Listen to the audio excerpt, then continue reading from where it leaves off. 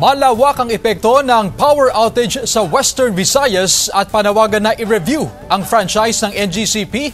Ilan lang sa mga tinalakay sa investigasyon ng Committee on Energy sa Senado.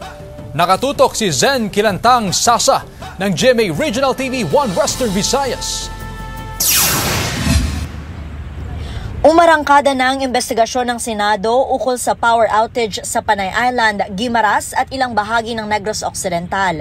Ayon sa chairman ng komite na si Senator Raffy Tulfo, hindi dapat baliwalain ang naging epekto ng blackout. Hiyang-hiya po ako sa mga tao ng Panay Island na naapektuhan ng blackout kasi nangyari na ito sa kanila noon.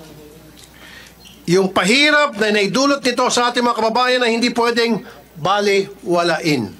Kaya hiling ng ilang senador na i-review ang franchise ng NGCP at Philippine Grid Code. So dapat makita natin yung mga standards na yon sa investigasyon ito para makita at malaman kung paano ito maiiwasan. Tinanong naman ni Senator Risa Hontiveros ang kinatawan ng NGCP kung bakit hindi agad na ibalik ang stability ng supply ng kuryente kahit na sa isinagawang simulation drill sa loob ng 2 oras at 30 minuto dapat magagawa ng ma-re-energize. We assume pagkabigay natin ng feedback power, they will initiate the startup process and they will go online within some period, not masyado pong, not too long. Kasi kung lalagpas po sa 2 hours, although ready yung highway, kung hindi po ready yung provider, we cannot serve the loads.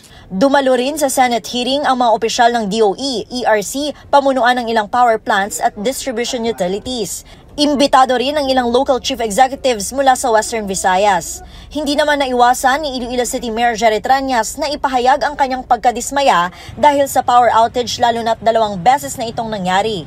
In 4 days, we do not deserve this. No one deserves this. Find someone who is guilty and hold them accountable and let them pay.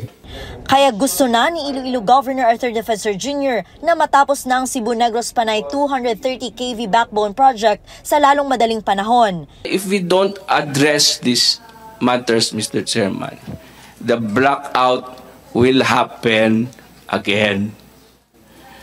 We have suffered 3.8 billion pesos damage. That is loss of load translated to economic loss. Sa datos ng Iloilo City LGU, nasa 2 billion pesos ang nalugi sa mga negosyo sa lungsod dahil sa power outage. Kung matututumbok ang may sala, may multang 50 million pesos sa ilalim ng regulasyon. Pero barya raw ito, sabi ni Senator Sherwin Gatchalian, kaya dapat raw 3 billion pesos gaya ng pera na nawala sa ekonomiya ng Panay.